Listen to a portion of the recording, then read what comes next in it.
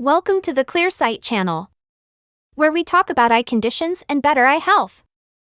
I'm your host, Sandra, and I'm here with Frank, an expert on the subject and also a person living with high myopia.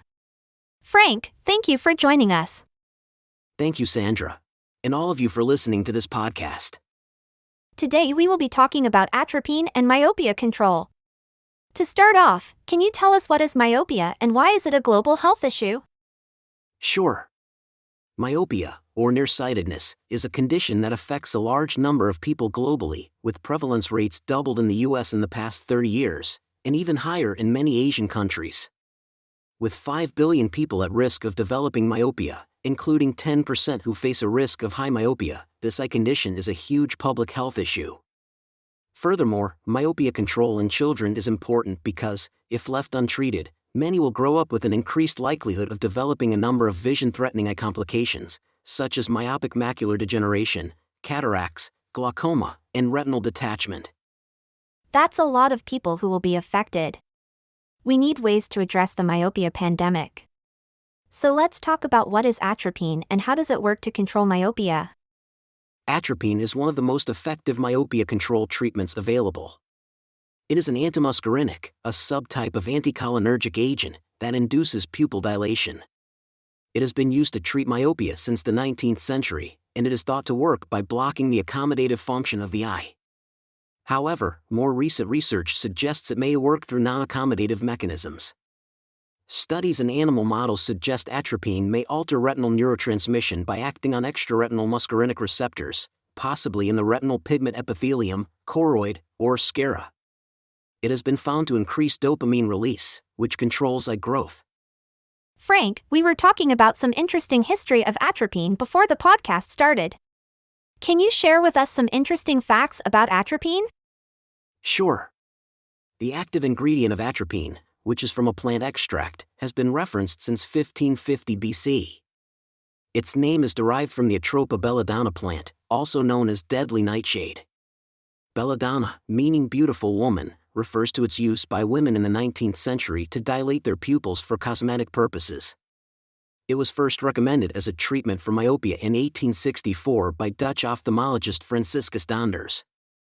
But it was not until the early 20th century that its prolonged use to treat myopia was documented by Inglis Palakin, an ophthalmologist from the Glasgow Eye Infirmary in UK. That's fascinating. So what have been the findings from studies on atropine for myopia control? Research showed high concentrations of atropine, that is 1% or 0.5%, were highly effective in slowing the elongation of the eye or myopia progression. It was observed to have an average 77% reduction in several well-conducted trials. However, many myopic children had side effects, such as light sensitivity and blurred near vision. Later, they found that low concentrations of atropine were also found to be effective, with an average 59% reduction in myopia progression but with fewer side effects. That sounds great. With low concentration atropine, we can effectively control myopia with fewer side effects. What about combination therapy for individuals who needs a stronger treatment? As we know, there are multiple risk factors for myopia progression. We may need multiple treatments for better control. Ortho-K, contact lenses, and glasses for myopia control can slow down myopia progression by changing how light enters the eye, which is also known as the optical mechanism. While atropine works by changing retinal neurotransmission mentioned earlier. Studies showed that a combination of atropine, 0.01%, with Ortho-K, soft contact lenses such as MySight, and MyoSmart glasses were highly effective in slowing down myopia progression in children. What are the pros and cons of using atropine for myopia control? As with any medication, there are potential risks and benefits to consider when using atropine for myopia control. Some of the pros include, it is one of the most effective treatments in slowing the progression of myopia in children. Its concentration can be tailored or adjusted to individual treatment needs. And it does not carry the same risk of eye infections as contact lenses. On the other hand, some of the disadvantages include, it may still require wearing glasses since atropine can't correct vision.